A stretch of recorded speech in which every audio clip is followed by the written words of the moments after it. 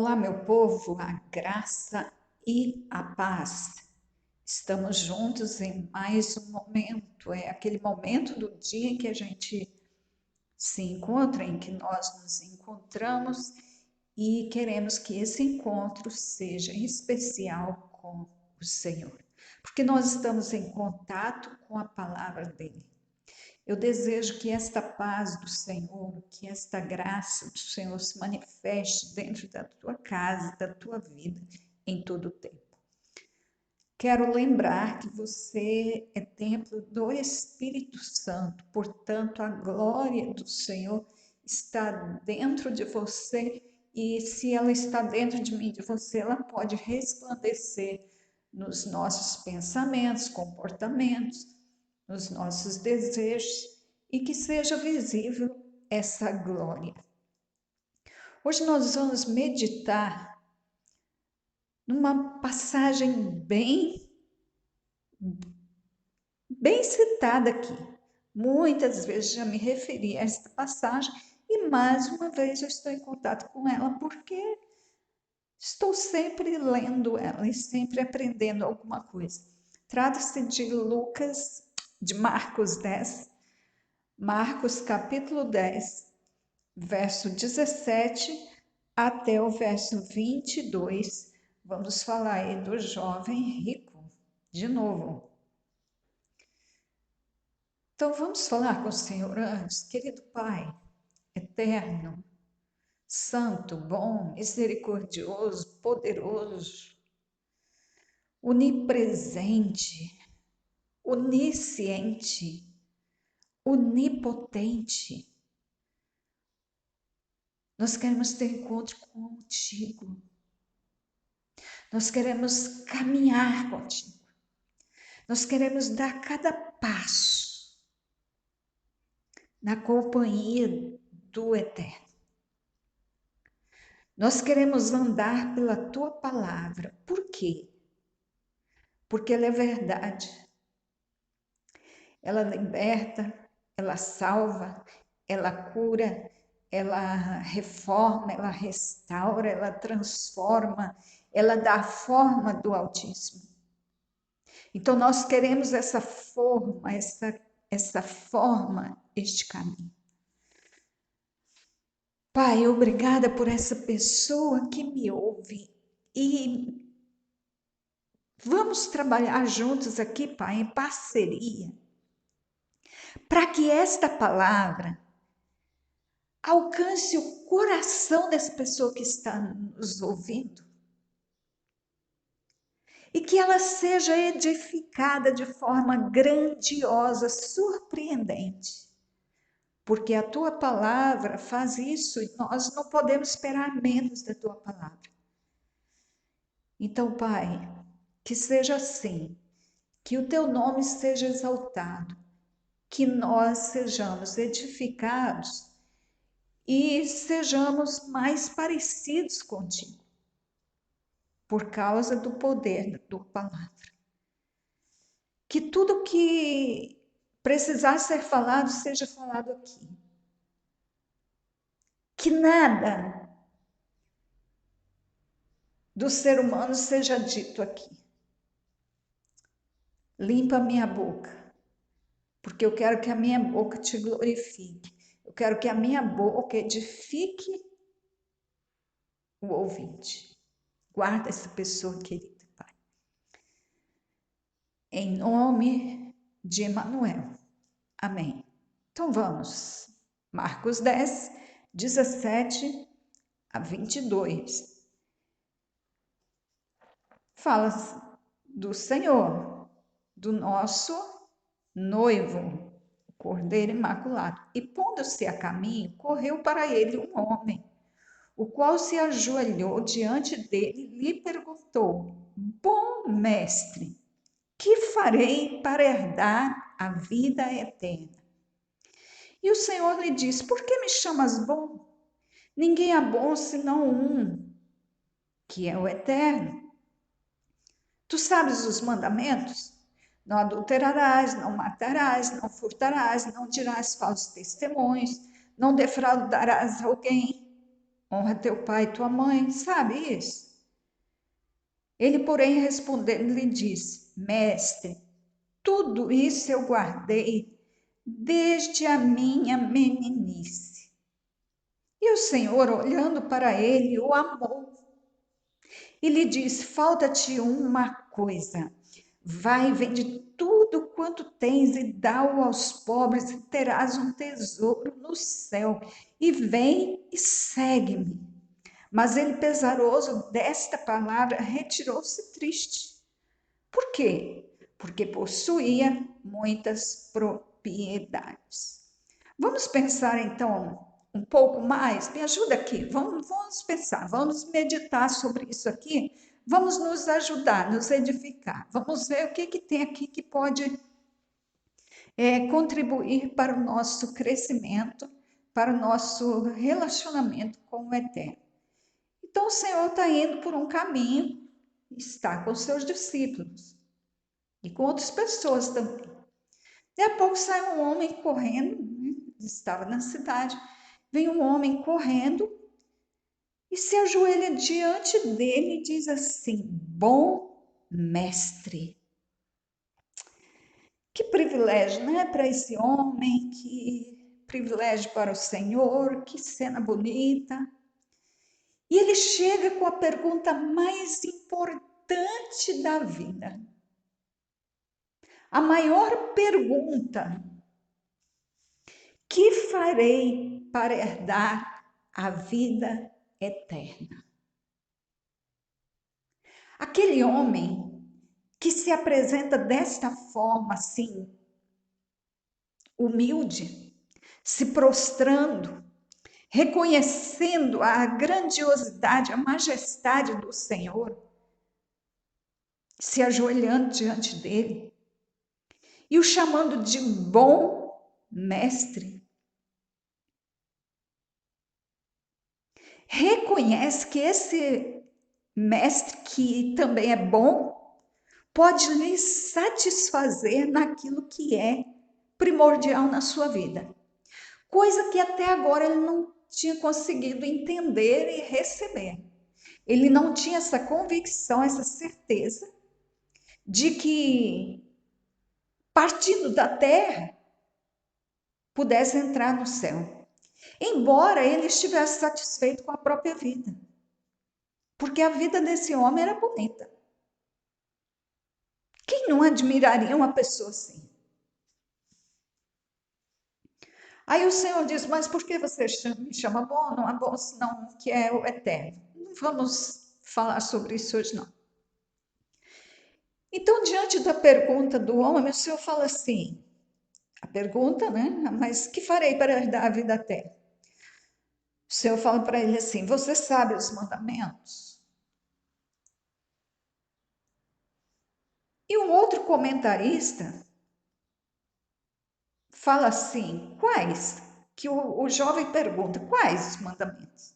Aí o Senhor responde para ele: Não adulterarás, não matarás, não furtarás, não dirás falsos testemunhos, não defraudarás alguém. Honra teu pai e a tua mãe. Aí ele respondendo, ele disse: Mestre, tudo isso guardei desde a minha meninice. E é exatamente aqui que eu quero deter você um pouco. Quero te ocupar aqui um pouco. Vamos pensar sobre isso? O jovem tinha um conhecimento grande. Tudo que o Senhor falou para ele, ele disse que já guardava. E ele não só guardava, como ele guardava desde a minha meninice. Então isso fazia parte da vida dele, ele andava por isso, ele agia assim, isso estava com ele. Como bom judeu, esse jovem, enquanto criança, decorou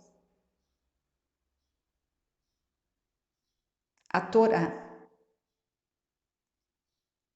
Ele era grandemente instruído, porque os judeus eles investem profundamente nisso. em qualificar as suas crianças, em ensinar a palavra para as suas crianças. E por isso que aquele povo é sábio. O povo sábio. Israel é o segundo país em tecnologia.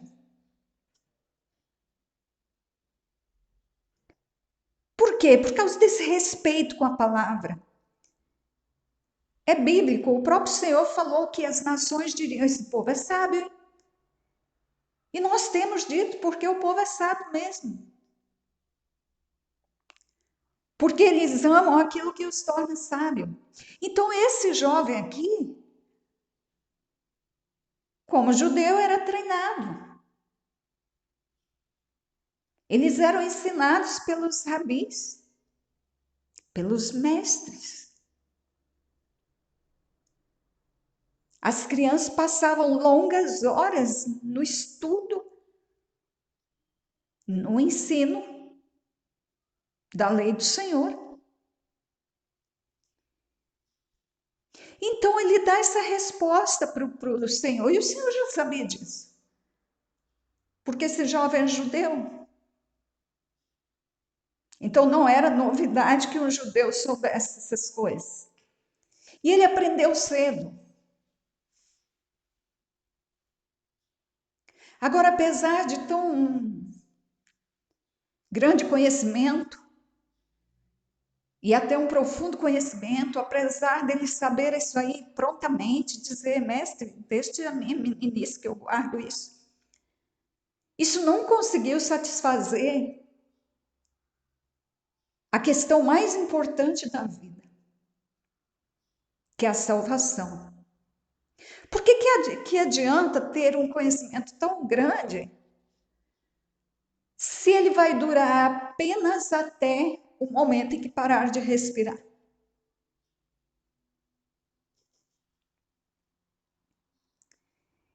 E aqui tem questões muito importantes, e eu quero pensar não tudo com você, mas algumas. O ensino dado à criança, ele é um ensino cauteloso. Não sei se você já trabalhou com crianças, ou se já viu alguém trabalhar, mas mesmo que isso não tenha acontecido, você sabe que para a criança você tem que ter uma forma de falar que a leve a entender, que não deixe traumas. Você tem que ter todo um cuidado na forma de falar com uma criança. Então, as histórias são lindas, são cheias de ilustrações. Tudo é agradável para tornar o ensino atrativo para a criança. Então, ela é poupada de várias formas, exatamente por ela ser uma criança.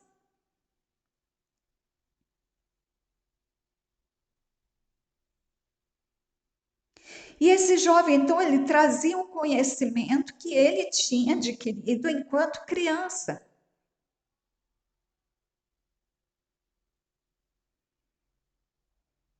Então, era aquela coisa mais ou menos assim: eu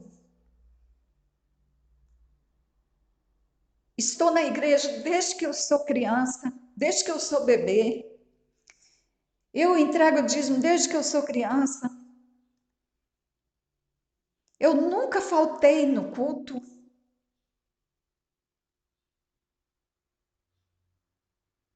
É uma vida exemplar, uma vida admirável.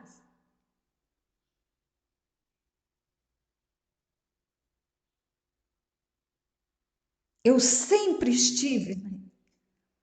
Eu desde criança que estou na igreja, eu desde criança nunca falto, eu desde criança dou dízimo, eu desde criança entrego oferta, eu desde criança estudo a Bíblia. É o que esse jovem está dizendo, eu conheço isso desde a minha meninice. Só que este evangelho da meninice, Ele é agradável. Lembra que eu falei para você do sonho da minha amiga? Que sonhou que estava sendo dada por pastores, estava sendo dado à igreja leite condensado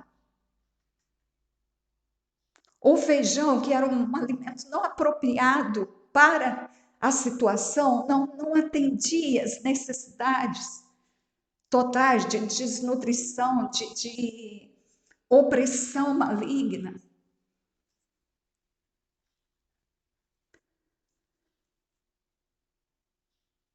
Então, o evangelho da meninice, ele é todo cauteloso, ele é agradável. E a minha preocupação é que nós todos, aí, nós somos a igreja, nós somos um corpo só, somos um corpo só. Nós temos feito isso, nós temos que olhar para isso. Nós temos que ter esse cuidado. Eu estou falando isso aqui porque todos nós ensinamos alguma coisa em algum momento. Então, eu quero chamar a nossa atenção. Vamos crescer juntos? Vamos encarar isso? Para que nós tenhamos cuidado. Nós estamos em tempos muito difíceis, em que você vê gente muito boa pregando uma palavra e vê gente tão boa quanto pregando o contrário daquilo ali. O que está acontecendo? É porque os entendimentos estão diferentes, não é que há má intenção. Na maioria das vezes não é má intenção. Mas é a mente que está entendendo diferente mesmo, e isso está complicado, porque a gente pensa, mas não é o mesmo Espírito, não é a mesma Bíblia, não é. Por que é o contrário? Um fala que o Senhor falou que vai mandar juízos, o outro diz que não.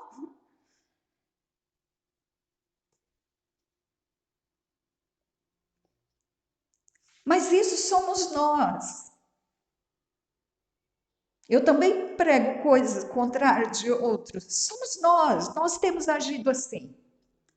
E o Eterno vai nos consertar. Mas eu e você aqui podemos começar a pensar nisso, ter cuidado, ter essa cautela. Porque, como eu falei, essa igreja ela pode estar como a igreja de Laodiceia, o Senhor tem falado isso, mas lembrando que a igreja de Laodiceia, ele disse, eu exorto aquele que eu amo. Eu estou te exortando porque eu amo. E apesar da igreja de Laodiceia, ele falar que quem vencesse ia sentar com ele no trono. Ou seja, ia ter relacionamento com ele lá no céu. Entendeu? Então o Eterno está nos mudando, ele quer nos mudar. Mas nós temos que prestar atenção a esse evangelho da meninice. Porque o leite condensado, ele agrada. Ele é agradável a todos. Mas nós não podemos continuar dando para as pessoas o evangelho da meninice.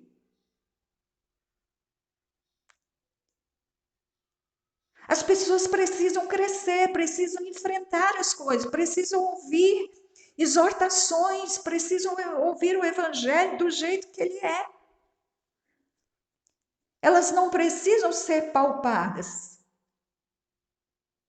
Nós podemos falar a verdade de uma forma bem clara, sem espancar ninguém, não é necessário espancar.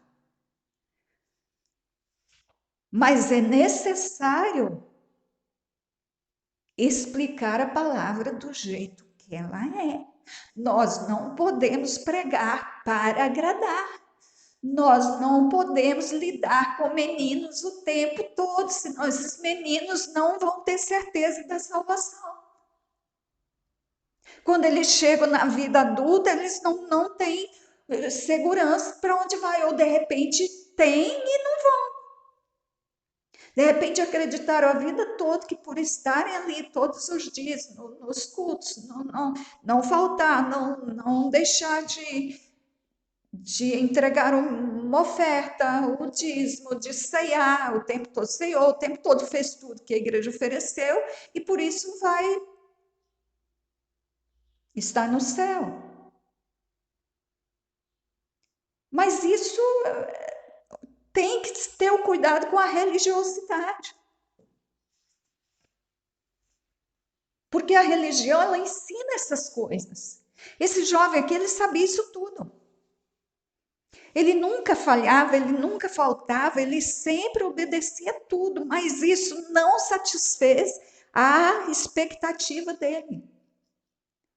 Apesar desse comportamento, desse cumprimento, ele não sabia a respeito de salvação. Não preencheu, não completou. O evangelho que ele ouvia era um evangelho que agradava ele. Quando ele vê o eterno, quando ele vê o Senhor repetindo as mesmas coisas, eu acredito que ele ficou muito alegre. E pensando, olha, eu estou plenamente alinhado com isso. Aí o que o Senhor faz? O Senhor o ama. O Senhor amou quando ele deu aquela resposta. Aí o Senhor vai, vira para ele e fala, falta-te uma coisa. Ou seja, você já cumpre isso tudo desde a sua meninice, muito bem. Mas tem uma coisa que te falta aí. E por que eu sei que te falta? Porque você mesmo não tem resposta para a sua mais importante pergunta. Se não faltasse, você teria. E o que falta tem exatamente a ver com isso. E então, quando falta uma coisa, ele pensou, deve ter um outro mandamento, mais um. Vai, vende tudo que tens, dá-o aos pobres e terás um tesouro no céu e vem, segue-me. Ou seja, prova que você realmente aprendeu isso desde menino. Amarás o teu próximo como a ti mesmo, que não está aqui, mas Mateus escreveu. Marcos lembrou de citar. Prova que você conhece mesmo esta palavra. Prova que você sabe isso desde que era pequena. Prova que você ama o outro. Desfaz das suas coisas.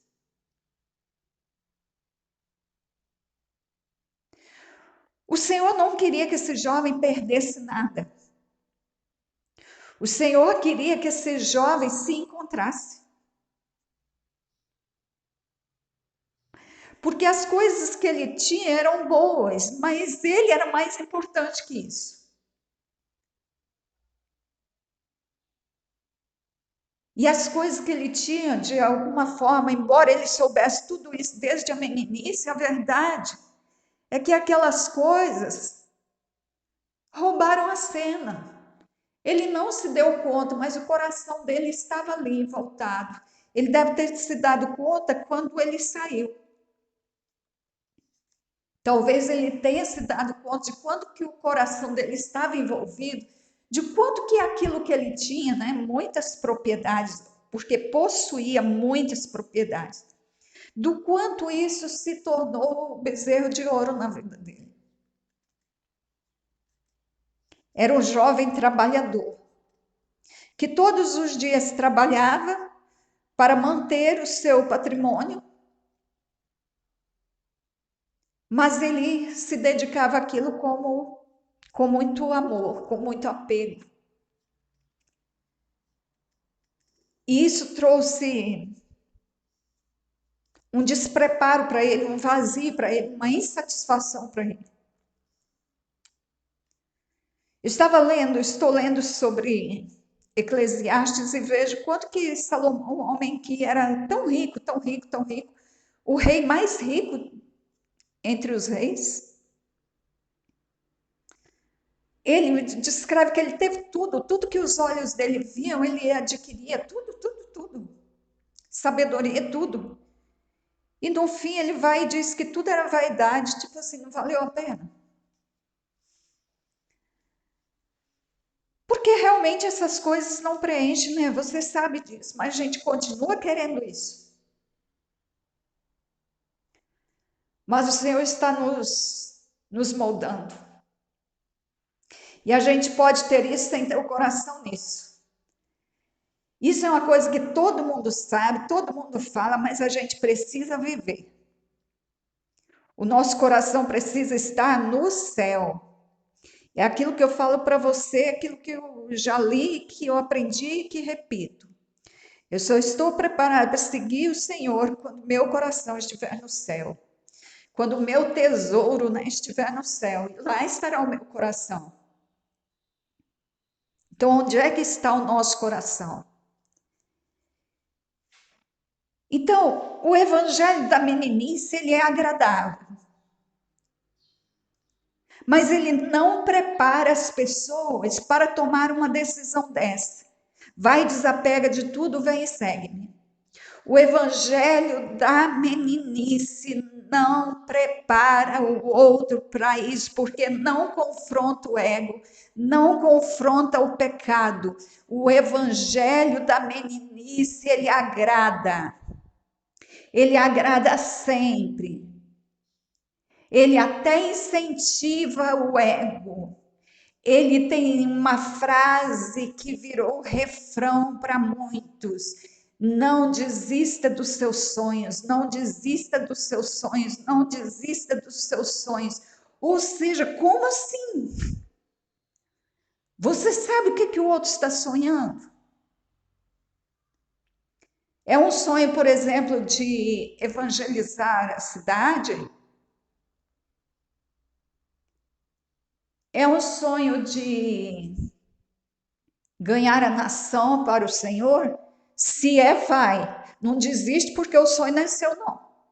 Se for seu, você deve desistir, mas se não for seu, você não tem direito de desistir. Ele é do Senhor, vai em frente, não desiste nunca, porque o Senhor sustenta. O evangelho da meninice, ele não tem cruz, ele não tem renúncia, ele não tem arrependimento. Nós estamos carregados disso. Nós temos que tomar cuidado. Vamos ensinar diferente, pensar diferente. Você está me entendendo?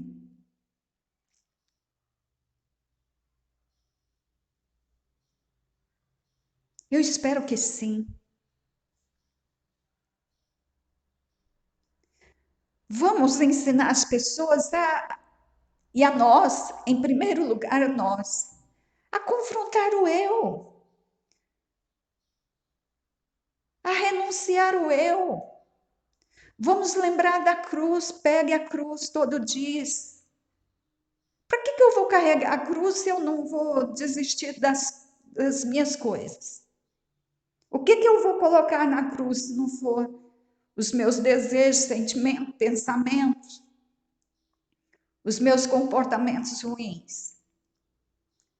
E aí eu crucifico os meus e pego os do Senhor. Os sonhos do Senhor são infinitamente maiores. Eles não são medíocres como os nossos. Então, o evangelho da meninice, ele não prepara pessoas para esse tipo de pergunta e de convite, ou esse tipo de pedido. Vai dar para os pobres, vem e segue-me.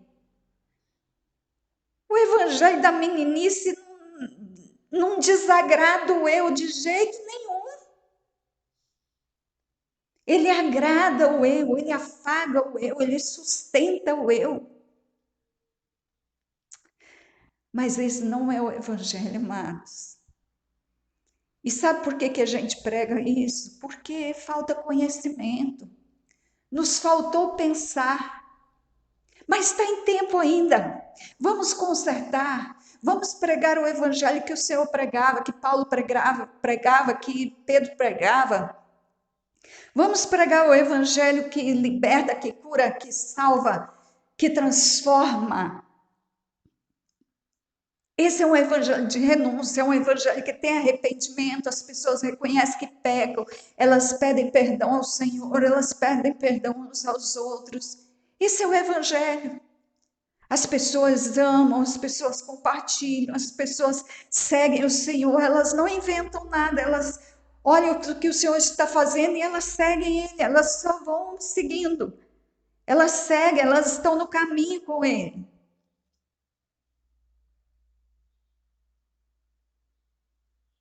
Esse é o evangelho da vida adulta. Mas vai falar isso para alguém que da meninice. A pessoa sai e não atende, sai triste e vai embora e continua na dúvida. Por quê? Porque não pode desagradar o ego. E o Senhor diz que quem não renuncia a família, se preciso for, renunciar a amigos, renunciar propriedades, renunciar a si mesmo, não é digno de mim. Onde ficam esses versículos? Onde nós colocamos esses versículos? Por que eles não estão fazendo diferença em muitas vidas? Por quê? Quando for ensinar, lembra deles, por favor. Lembra deles, vai dar certo. Do jeito de Deus, o resultado é melhor. Do jeito de Deus, pessoas entram no céu. Do jeito de Deus, o resultado é melhor. E eu quero aprender com o Senhor. Eu quero aprender, porque eu quero um resultado diferente. Eu quero um resultado que faça bem para muitos, para mim e para muitos. Eu não quero sair triste da presença do Senhor. Eu quero seguir com Ele, sim. Eu quero seguir com Ele. Eu quero estar com Ele. Eu quero estar com Ele. Eu quero ser bênção na sua vida e na vida de outros, de muitos outros. Então, que você não se entristeça pelas renúncias, saiba que quem abre mão de alguma coisa pelo Senhor não perde nada, ninguém perde nada quando vai para o Senhor, só ganha, porque não tem nada como o Senhor. Então ame o Senhor com todo o coração, ama o Senhor com todo o coração. E eu quero te falar uma outra coisa. Se você conhece alguém que já falou assim, tudo que eu aprendi com a professora tal. Tudo que eu sei da Bíblia, eu aprendi com a professora tal. Tudo que eu aprendi, tudo que eu sei da vida cristã, eu aprendi com a minha igreja. Eu quero te dar uma notícia ruim. Para quem tem esse tipo de fala, falta uma coisa: ter um encontro com o Senhor.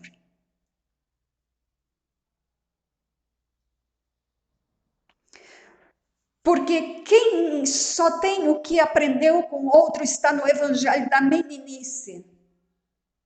Não teve o um encontro pessoal, não sabe nada, não aprendeu com o Espírito Santo.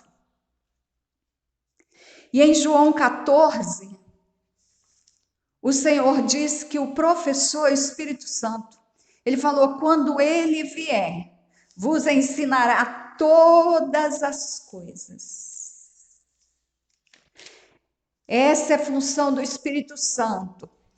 E se o Espírito Santo está dentro de nós, então é Ele que vai nos ensinar. Todos precisam aprender com Ele. Não pode ficar aprendendo só com os outros, porque os outros ensinam o que Ele sabe a partir da experiência deles, mas não é suficiente.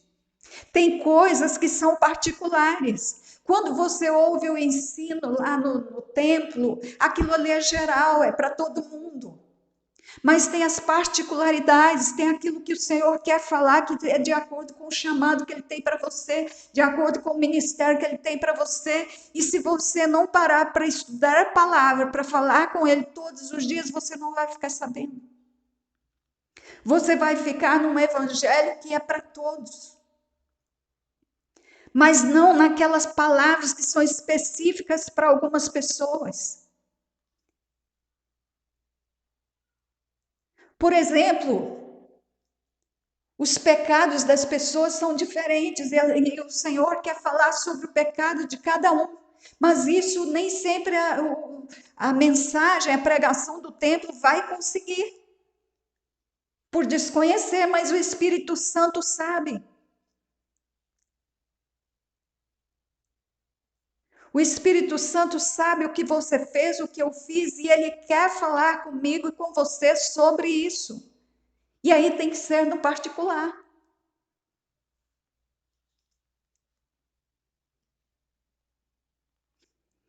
Então, João 14, 26, quando Ele vier, vos ensinará todas as coisas.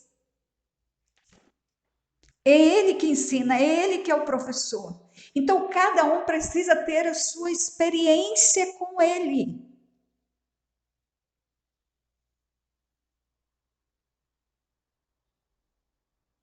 Porque o evangelho da meninice, ele ensina as coisas daquele grupo religioso, daquela religião, de como aquela religião ali entende a palavra, a Bíblia.